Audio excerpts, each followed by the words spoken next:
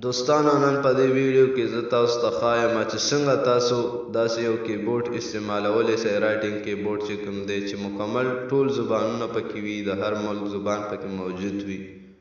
نو را به شئ پلی سټور له پلی سټور به اوپن کئ،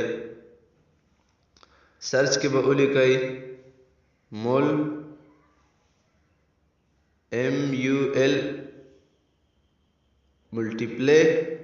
کیبورډز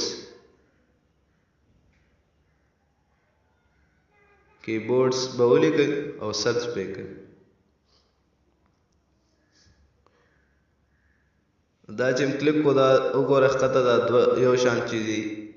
دغه چې کوم دی ملټیپلی کیبورډ دی زبردست کیبورډ هر یو زبانونه پکې موجود دي کې او پسې لاندې ایموج چې کوم دی د دې هغه شکلونه چې کوم دی کارټون شکل کې دې کې کیبورډ ډیزاینونه بدلیږي ورسره او داسې کارټونانو هغه شکل کې دغه دام د دې دغه دی راکاپي کولی شي. چې کله ملټیپلی کیبورډ انسټال کړو نو را به شئ کولو به یې کوئ اول چې کوم دی نو انیبل به کلیک کوئ، دلته به ملټیپلی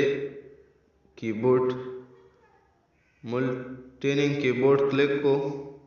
نو لاندې سویچ ایمی به کلیک کوئ، دلته به ملټینګ کیبورډ کلیک کوئ. دا اوس لینګویج له چې رالی دا ټول زبانونه چې کیبورډ کې تاسو کوم لینګویج دا ډکشنري مو له را ډاونلوډ کولی شئ. اوس تاسو لینګویج له رالی کوم لینګویج دا ټول زبانونه پکې موجود دي کیبورډ کې یو کیبورډ کې لکه دا ټول موجود دي. دا وګوره اردو عربي فارسي اوس زه دا کلیک کوم پښتو داسې نور ډېر زبانونه دي پکې. دی خو سیټینګ دی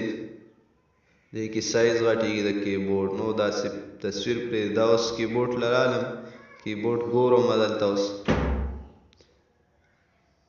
دا وګوره کیبورډ کولو شو انګلیش داسې بیا کلیک کړئ داسې دا وګوره ټول زبانونه تاسو ته راوړي په اسانۍ سره. پښتو دا اوس ده دا شانتې نور هم تاسو هلته کلیک کولی شئ چې کوم زبانونه تاسو انیبل کړئ نو هغه به دلته د کیبورډ راوړي اسانۍ سره.